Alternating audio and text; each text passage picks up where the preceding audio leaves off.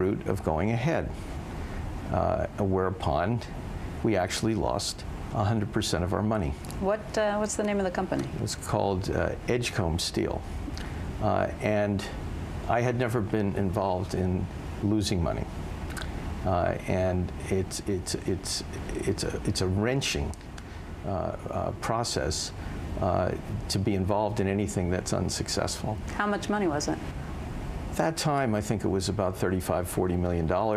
The fund itself was about $850 million. It wasn't huge, but it was right at the beginning of the fund.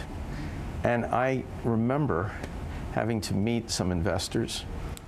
It was about the most humiliating experience because I would sit there and apologize, and one of them actually said that I was about the stupidest person they had ever dealt with, that we were irresponsible, and this person just completely lost control. I actually had enormous sympathy because in that situation they were correct.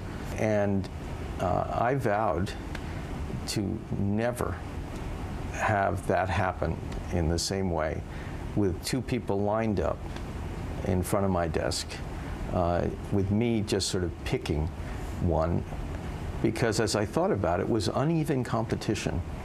And that one deal basically changed the course of our firm. Why? What happened next? To rescue it, we put more money into the business in a more senior position in the capital structure. The business didn't turn around.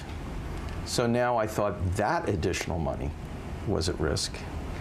And I used my old M&A skills to find somebody in France who was desperate to buy this business. And we finally sold the business and got the second amount of money back, but at lost. par? So you grabbed 100% back of the second investment. Right. And lost 100% of the first? Of the first. And we got enormous credit from our investors for trying to save the bottom money, but also we saved the extra money that we put in that provided the optionality. And as you can tell by my talking about it, I'm still upset about the fact that we lost that money. And whenever we make a decision, I think about that deal. How do you remind yourself? I'm so proud of where we are now as an organization, and the fact that everybody here understands how not to make decisions in that wrong way. And I did a tombstone of that deal. I purposely paid the money to have the lucite actually in the form of a tombstone.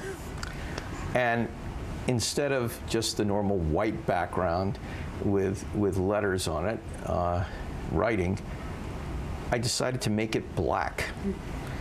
And I keep it on my windowsill where I can see it every day. In your office? In my office, as a reminder that you have to make sure that you have the right process and do things the right way, and that we are custodians of people's capital, and we must be careful about that. What happened to the investor who you said was so angry and so mad and told you were stupid for this? Did he stay with you, or did you lose him? Actually, what happens in a situation like that, because they actually were right, that was the sad thing about it, that I spent a lot of time talking to those people. Each time I went back, the beatings were less severe, but I went back for more, and they ended up staying with us for the whole history of our firm.